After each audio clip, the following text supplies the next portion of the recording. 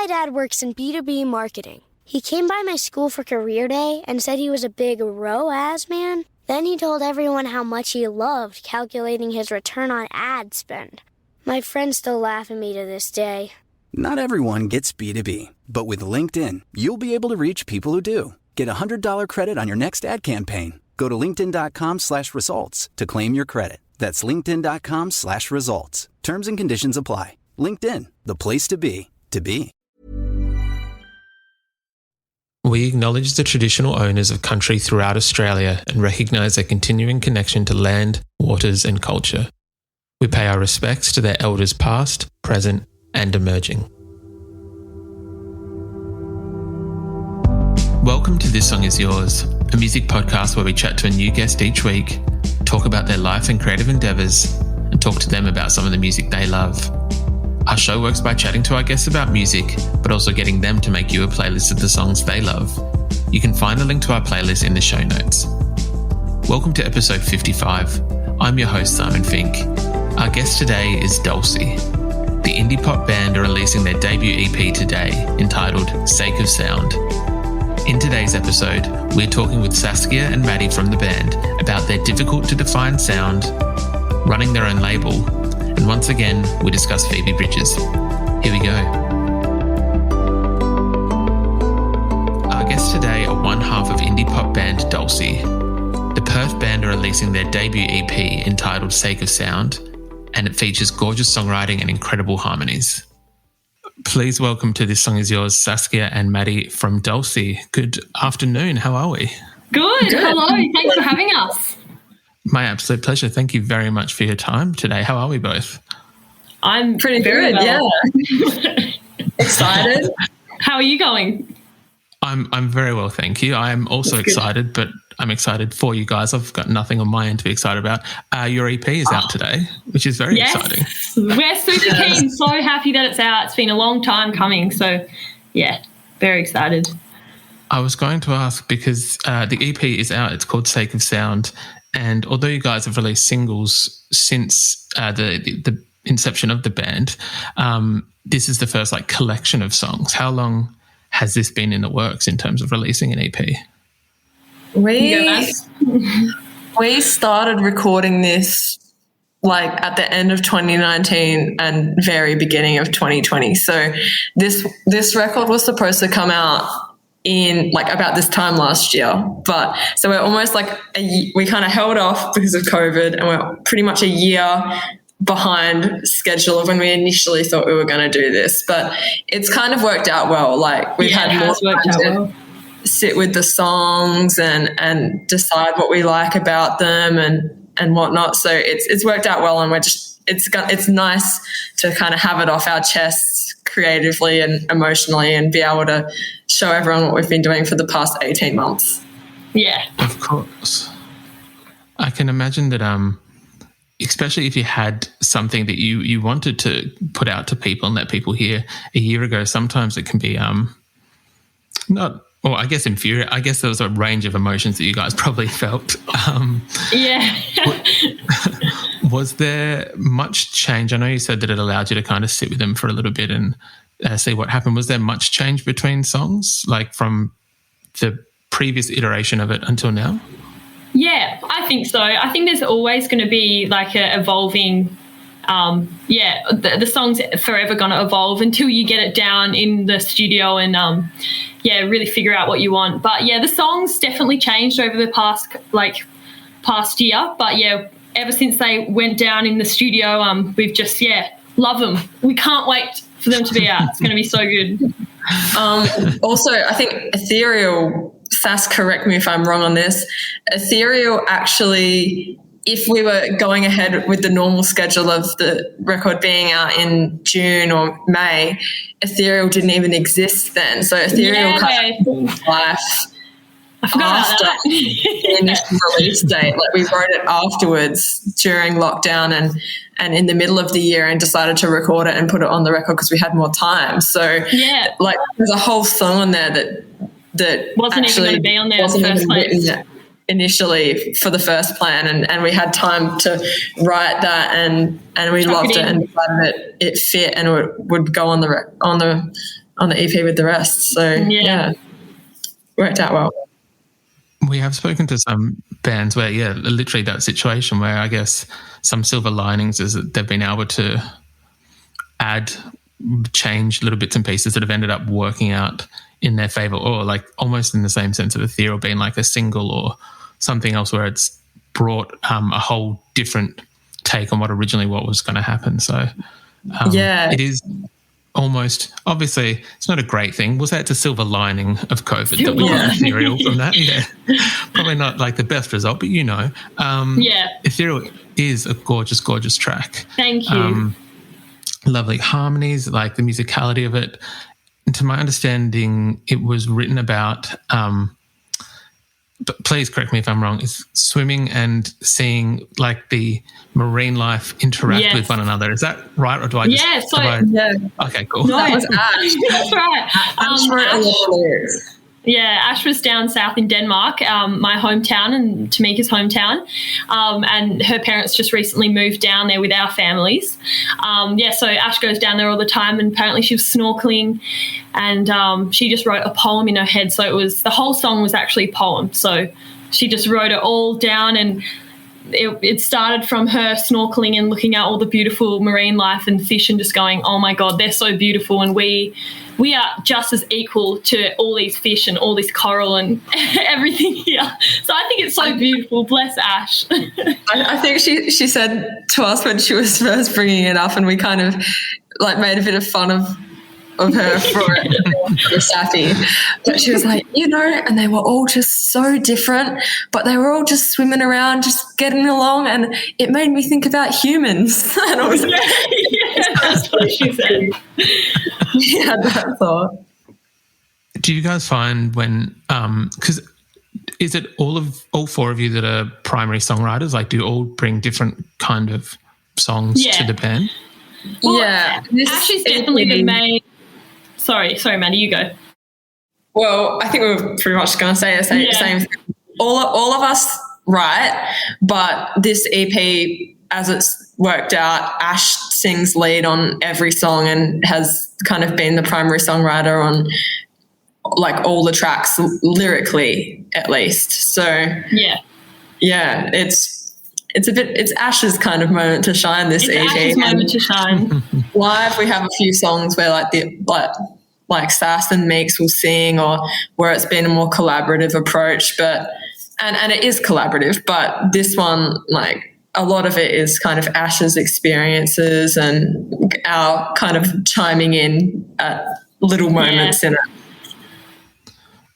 Do you find that even with it being Ash's moment, and hopefully there are 3 more EPs then, so everyone does get their respective time to shine, when you are songwriting together, is it, I guess, like Ash brought in the poem and had that, because I know that you're all quite multi-talented as well. I think, Sass, you previously played, I'm going to get this wrong, I have my notes, you were originally on drums before playing guitar.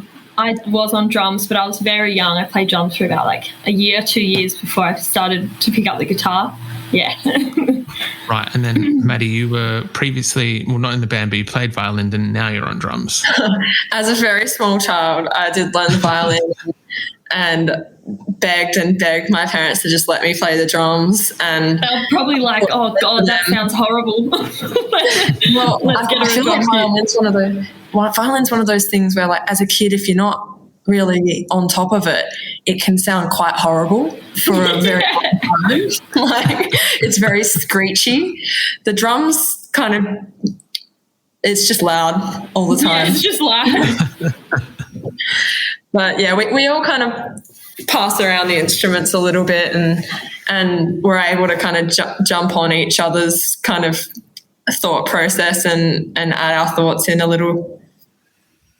Yeah, that's what I was going to ask. Do you think that being able to be, and what is you're a multi-instrumentalist?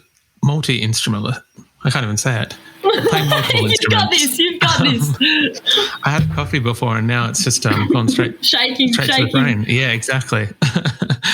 Because you guys can play multiple instruments, do you find that does help if you've got someone who's a little bit stuck on part of a song or you're wanting to contribute, that you can?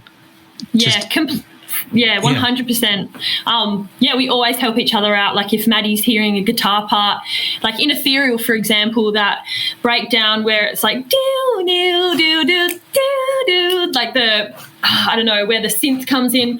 If you listen to my guitar, I'm just going like din din din din din din din, and originally that was something completely different. But Maddie actually wrote that, and she was like, I can hear this in my head. Give me the guitar. And like in the studio, right when we were just recording that part, Maddie just like got on and helped me out with that. So we just help each other out, and I feel like we can all play a bit of each other's instruments, so that's pretty good. It makes it a bit easier to communicate, definitely, about like creative ideas rather than just kind of like humming along something like out of tune, to kind of be able to pick up an instrument and even just kind of stumble your way through communicating your idea to your bandmate makes it a lot easier for us, I think. Yeah, it does. Yeah, of course. The sound of the band is quite unique in terms of, and I can't put my finger on it. You might be able to help me with it. I can't either. You guys are like a bit of indie rock. There's the beautiful harmonies that seem to be on quite a lot of the tracks, which is, at first I thought is a little bit of like First Aid Kit or Fleet Foxes. Oh yes, First Aid Kit. And then there's another one I still can't work out what it is, and if I work it out, I'll get in touch with you guys later. And no worries, please do. When you first started the band, who were the influences, and what was it that you guys were wanting to kind of set out to do when you first started? We all have very different tastes in music and the artists we listened to growing up. So coming together as a band, we had just like, my influences were like Red Hot Chili Peppers and Foo Fighters and more of the heavier stuff. And then like Ash's were pop and like Odette, and Miki's were Ocean Alley and all of that. And then, collaboratively, we were kind of like, let's have the vibe of Odette and Ocean Alley mixed together. I think that was what we were going for. But, all of our different music tastes kind of just like collided into one, and now we're here. And we don't even know what genre, but I love it that way. I think it's kind of like I answered this question for another interview, like just typed it up today, and it took me like a good half an hour to kind of hard. So I was like messaging the group chat, like, guys, help me out here. Like, I don't know how to explain this.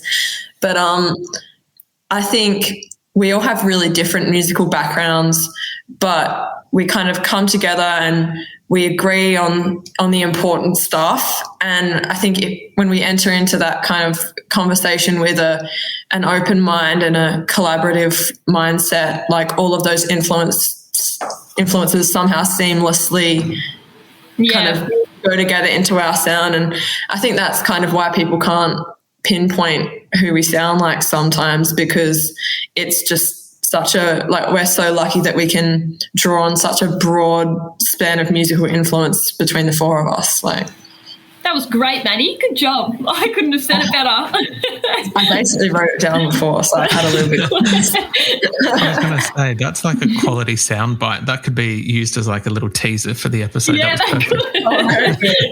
I'm glad you approved. With that in mind and what you just said, like the fact that it is difficult to pinpoint down your exact sound, and Sass referring to the bands that you mentioned, like previously having Odette and Ocean Alley as inspirations or bands that you wanted to kind of use as a jumping off point, and now previously, I think in the last month or two, having played with Odette and you guys are on the Ocean Alley tour, have you found that does help in being able to kind of live in a bunch of different worlds with different genres or bands? Yeah, it's pretty hard to even think that when we were just starting off and we were like, let's mix together Odette and Ocean Alley, and now we're playing with Odette on Friday going on tour with Ocean Alley. It's pretty nuts. I still can't believe it. Yeah. It's very exciting. I really like that we don't get kind of pigeonholed and like cornered into only being able to support a small kind of amount of artists in the similar genre. Like we're really stoked that we can, on one hand, play a show with Odette, like Friday, like today we're playing with Odette, and then like the next week kind of be off playing a rock show with Psychedelic Porn Crumpets and Ocean Alley. Like, I love that we can kind of genre bend and just like support whoever we want, because we're incorporating so much into our live sound. Yeah, 100%. It is very cool. I know that you guys have, I think, recently wrapped up, or you might still have one or two more dates with the lovely gentleman Tyne James Organ, yes, who was on the podcast previously. How were those shows? What was it like being back out on the road? Oh, it was just such a relief, to be honest. It's been, I think it was like a year and a half since we had been travelling over east, and just the feeling of getting on a plane with your best friends and going to play music and do something you love, and I think just meeting new people is honestly the most joy I get out of it. Tyne is such a beautiful person, and his bandmates are incredible too, and just the networking and all of that is just something that we'll cherish forever. We're so lucky to be doing it. Tyne's a legend. His band and his crew is so lovely, and even just getting off stage and going out and talking to punters that haven't been able to see us play live in a year or two is so nice. Like, usually it's only a few months between us kind of being over in Sydney and Melbourne and playing shows, but it's been a really long time, and it's kind of cool that these people haven't seen any of us for ages, and we get to practice twice a week and like smash it and spend heaps of time in the studio and go back and just have like gotten so much better for them. It's really exciting. Yeah, that is. Yeah. Did you guys find that the crowds had... My dad works in B2B marketing. He came by my school for career day and said he was a big ROAS man. Then he told everyone how much he loved calculating his return on ad spend. My friends still laugh at me to this day. Not everyone gets B2B, but with LinkedIn, you'll be able to reach people who do. Get a $100 credit on your next ad campaign. Go to linkedin.com/results to claim your credit. That's linkedin.com/results. Terms and conditions apply. LinkedIn, the place to be, to be. This summer, Instacart presents famous summer flavors coming to your front door. Or pool. Or hotel. Your grocery delivery has arrived, sir. That was faster than room service. No violins in the lobby. Oh, seriously? Anyway, sit back, relax, and get delivery in as fast as 30 minutes. Starring your favorite snacks, drinks, and more. Download Instacart for free delivery on your first 3 orders. Rated H for hungry audiences. Offer valid for a limited time. Minimum $10 per order. Excludes restaurants. Additional terms and fees apply. Although like there were support slots, did you find that even your fans or your crowd had kind of grown since the last time you were able to come around, just because people have been able to kind of sit and live with your music while you've been not able to travel? Yeah, we've had a few more people singing our lyrics. I noticed when I was on stage. So yeah, that was really, really exciting. Just seeing people singing Fall and Ethereal now that's out, and Dust as well. Yeah, that was cool. That's cool. It feels like a bit of an uphill battle sometimes, not playing live shows and just releasing like studio versions, and you can't really get what people think of those songs like straight from the horse's mouth. You have to just assume based on your streaming numbers and stuff. But actually playing the shows and hearing people say that they love the song, it's like, oh, finally, it's been out for so long. Like, I'm glad you like it.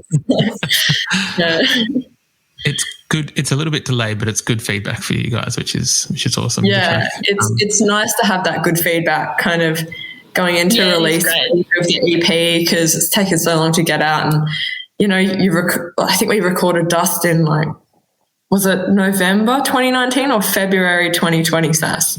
Oh, I think it was, we recorded... What did we record February first?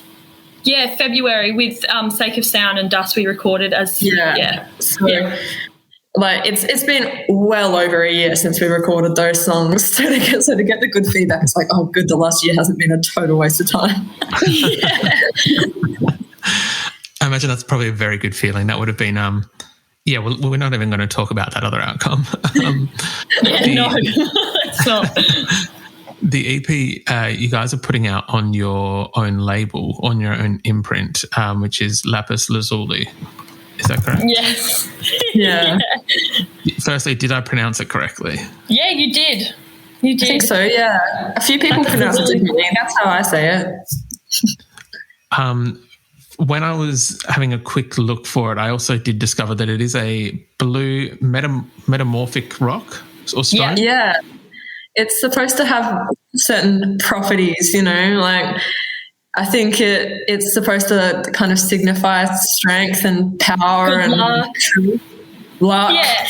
And apparently, yeah, it did feel right. And I think how we came up with it was there's this story on if someone gives you like a lapis lazuli rock, it's meant to be for you and you're meant to have good luck and good fortune. And someone had given me a stone with lapis lazuli and I didn't even realise.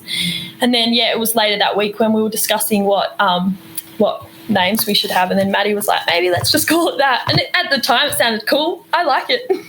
We'd been discussing it for a few weeks and like we hadn't all agreed on something. And I said it and everyone was just like, yeah. So. Sounds crazy. Let's do it. It does kind of like the all the images that are brought up. It did kind of almost tie in or fit in with like the ethereal artwork, like that drawn picture of the yeah. What I wanted to ask was, do you guys find it interesting having your own like label or imprint? Like, do you guys find that other side of the industry as interesting as playing, or like is it? Yeah. I'm certainly interested in that. For us, so far, it hasn't really changed for us. Like, it's kind of still a similar process, and we're working with a label called The Orchard, and they're kind of handling our distribution at the moment. But it's cool to release under our own name. Like, I like it, and I hope in the future we can do more of that, get a bit more hands-on with the label side of it. Like, I'm always watching Flightless Records, like King Giz, like doing their label stuff with that. And like, that's really inspiring to me. And I think once we've got a few more tracks out and kind of got a handle on the rest of it, it would be really cool to get involved with like being a bit more hands-on on the business side of that stuff. Yeah, I think it'll be super handy for all of us bandmates to know what that side of things, because I don't really know that much, but hopefully when we get bigger I can do some research and find out. And do you think it is obviously I think there's always like pros and cons with being signed to like a major or even like a bigger indie, or like do you think it's better to have that self of like your own control over and a range of different things if you do have your own label? Is that more preferred for you guys? I think so. At the moment, yes. I think like there's so much fine print like in deals, like whether it's with Universal or Sony or The Orchard or another like indie label. Like it really depends on the specifics of what you're going in with. And for us right now, I think the priority is the music and getting out and playing shows. And if we can kind of keep as much like creative control and business and control on our side for as long as we can, then that's cool. And like after this record, or depending how everything goes, like we'd be more open to switching stuff up. But I think there's pros and cons to both. Like you just have to make the decision at the time. For us at the moment, we don't want to do it completely on our own, but we don't want to completely give it up either. So yeah. Which I think is it's a good thing in 2021, I think, to be able to have control over a lot of your own elements instead of, as you said, just kind of handing it all over and people doing with it what they will. Yeah, it'd be pretty scary, I'd imagine, to not have control over what you're doing, especially when you put so much hard work into it and it's your career. Yeah. Exactly. Yeah. Exactly. Like we're very... No, you go, please. No, you go. I was just going to say... I was going to say we're all very like equal parts of like the like business side of it, and like we all want to get involved, and we like Sas designs heaps of the merch, and we keep everything really like organized between us and our manager Murray, and do stuff like locally in Perth a fair bit. So I think I forgot what I was going to say. No, it's nice to have that stuff in our hands because we like doing it ourselves at the moment. Like when we're too busy and we're snowed under, then we'll get someone else to do it. Yeah. Got there in the end, Mads. I think that's very fair. I can understand that. Sas and Madi, would you be happy to talk about the playlist that you guys sent through? Yes, sure. Of course.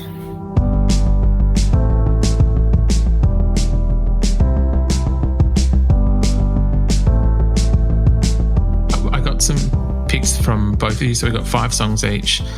Sas, I wanted to start with you if possible. Talking Heads, This Must Be the Place. Yes, one of my favourite all-time songs. What does this song mean to you? Oh, if you listen to the lyrics, it's just all about love, and I love love. I think Talking Heads are an epic band, and I recently have just been binge watching them playing live, and just their live show is just incredible, and yeah, I just love it so much. And their music always gets me.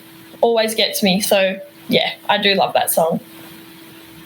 Did you come across Talking Heads from like in a later stage of your life, or was it more like a parents' record collection kind of thing?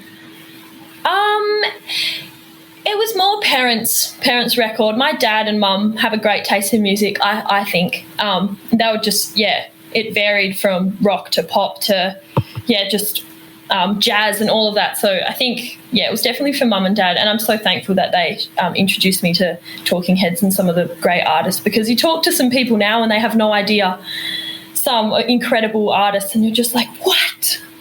How do you not know? So, yeah.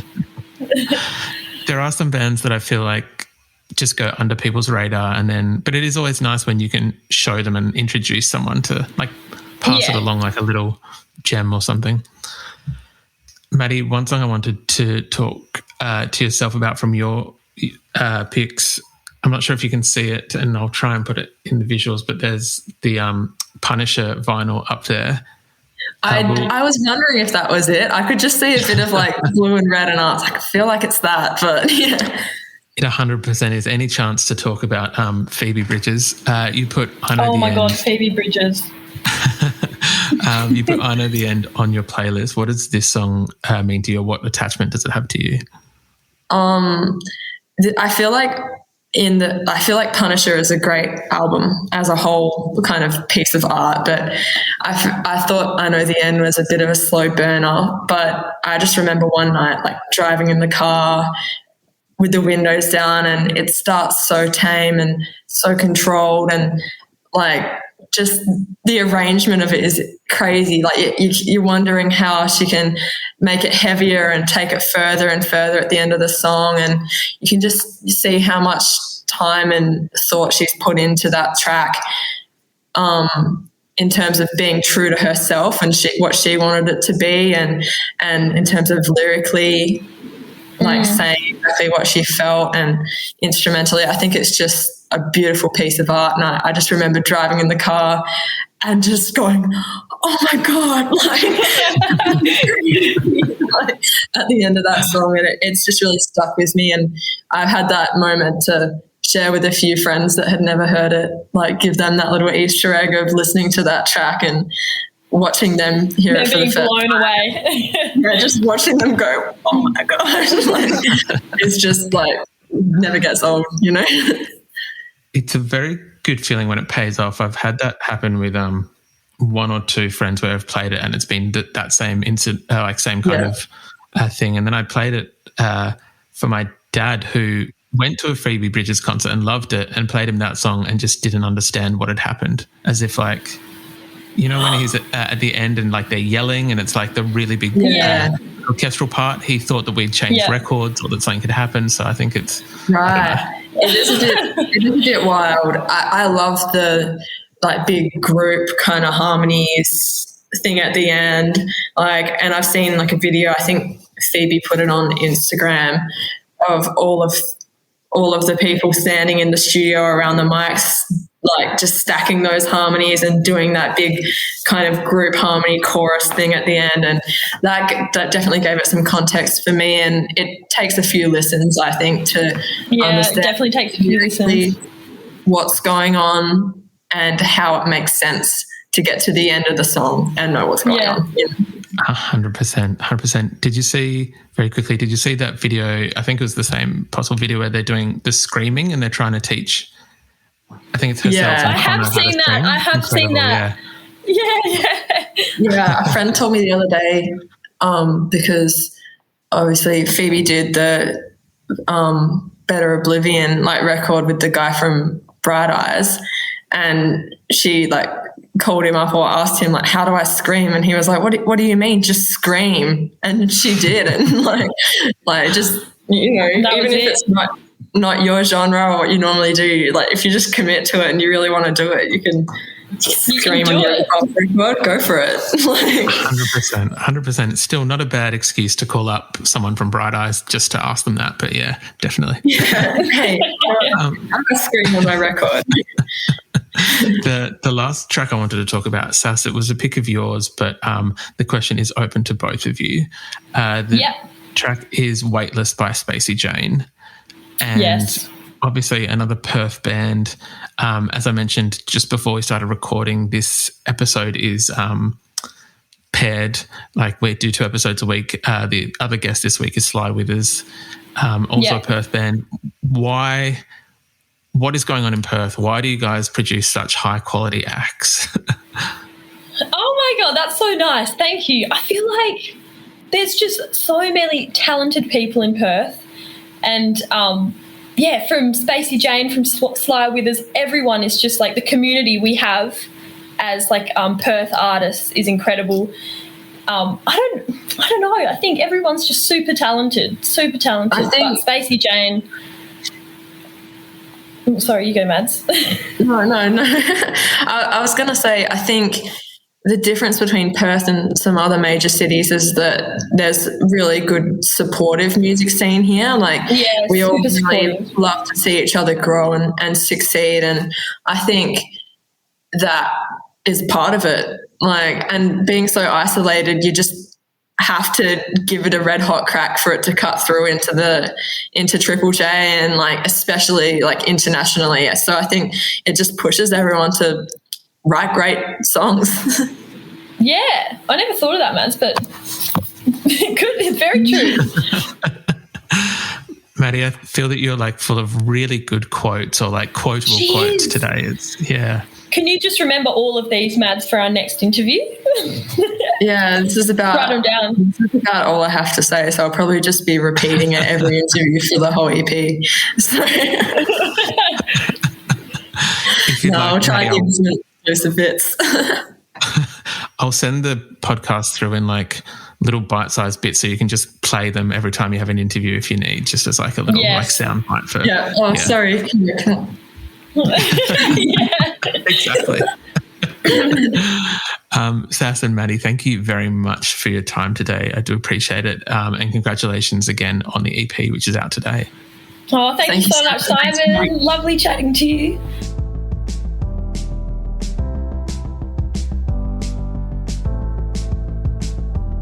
And that's our show. A massive thank you to Sass and Madi for their time. Sake of Sound is out now, and we've left links in the show notes if you'd like to buy the vinyl from their Bandcamp or stream the EP. We also want to give a huge shout out to Katie at Positive Feedback for helping out with today's interview. You can find a link to our Spotify playlist in the show notes, where you'll be able to listen to all of Dulcie's picks. If you like this show, please subscribe wherever you get your pods and stay up to date when new episodes are released. We release new shows each Thursday and Friday morning, with guest playlists streaming on Spotify at the same time. You can follow the playlist profile on Spotify, and you can follow us on Instagram, Facebook, and TikTok. Until next week, cheers.